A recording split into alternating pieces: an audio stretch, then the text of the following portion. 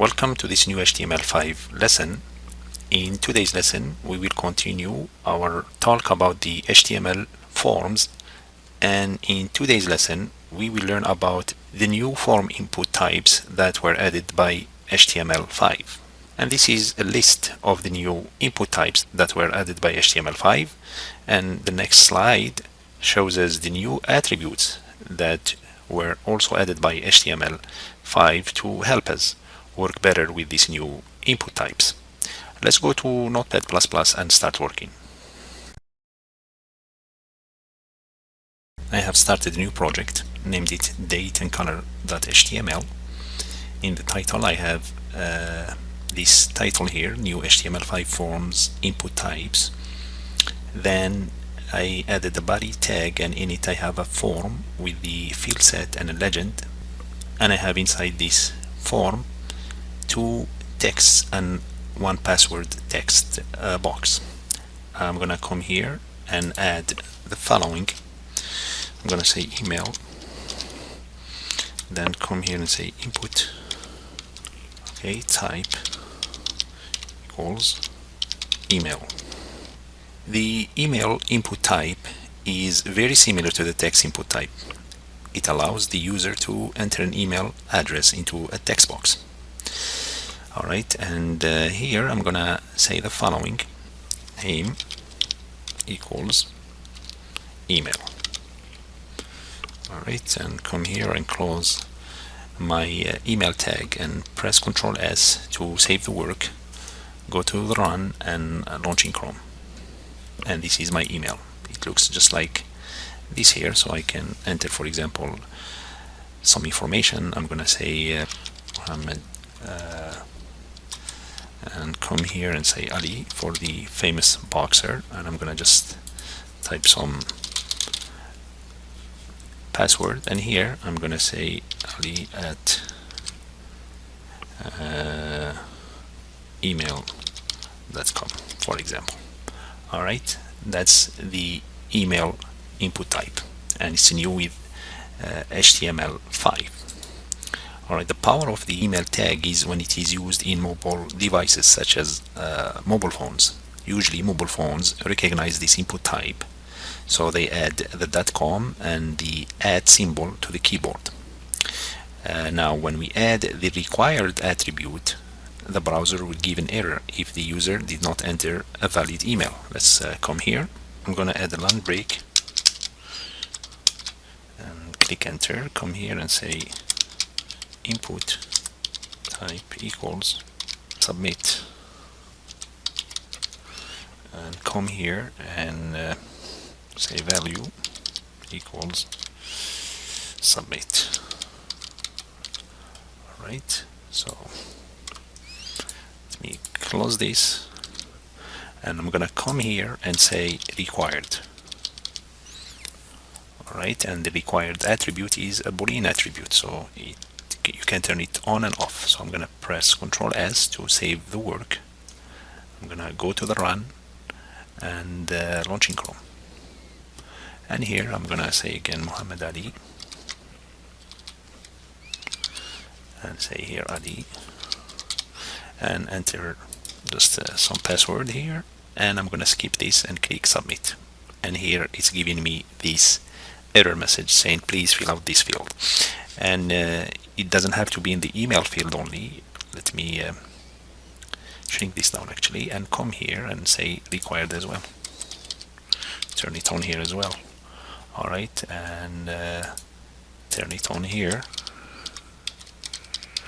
and here.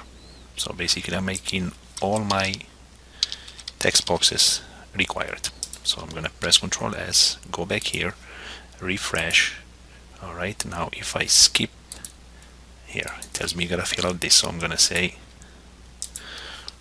Muhammad, alright, Ali, and I'm gonna enter an email, Ali at email.com, and skip the password.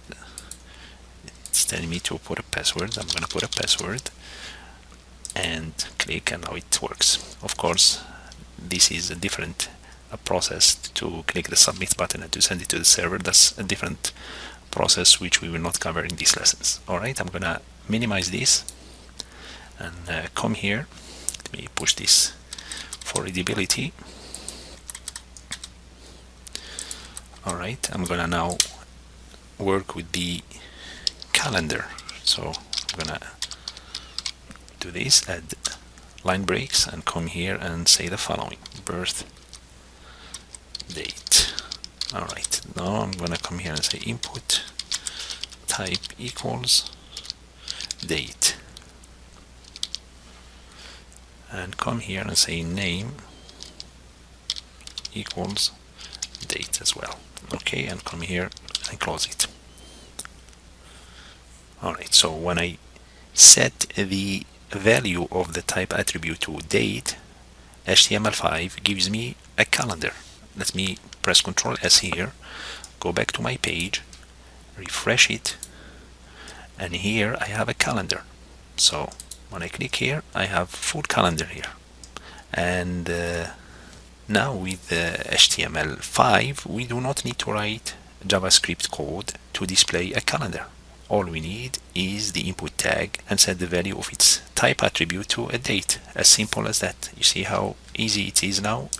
That's way easier than writing a very fancy JavaScript code. Alright, let me grab this calendar here, press Ctrl X, and actually put it here and add some line breaks here. Alright, the last input type we're going to work with is the color input type. So let's say here, what is your favorite color? Alright, I'm gonna come here and say input type equals color, and just name it something like fave color, something like that. Alright, I come here and close the tag. Now I'm gonna press Ctrl S to save the work.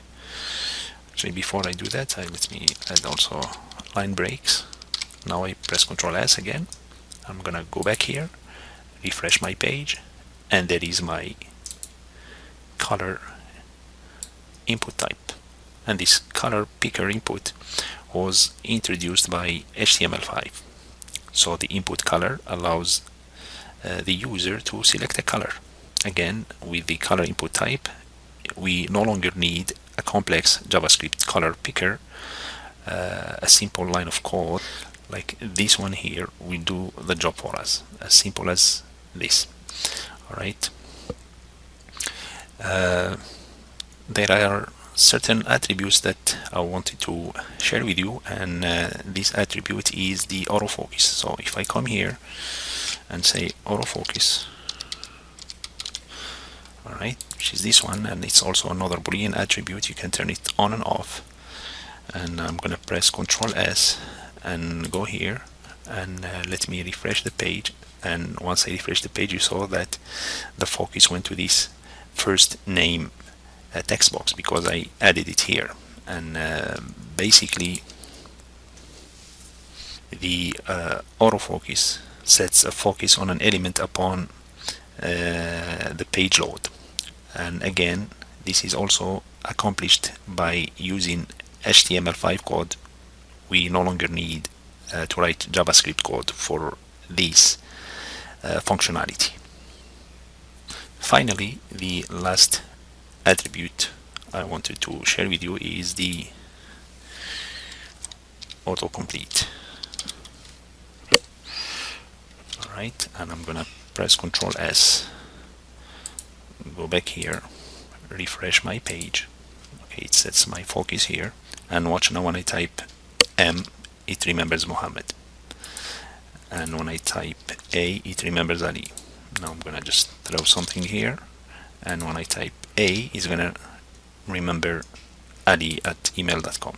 Okay, I'm gonna pick a date, some random date, and I'm gonna pick some random color. Let's pick this blue here and submit my form. And this is how we use this new HTML5 input types, the calendar, the color picker, and these attributes such as the autocomplete, the required, and the autofocus. And with this, we will come to the end of this lesson. I would like to thank you for watching, and you have a good day.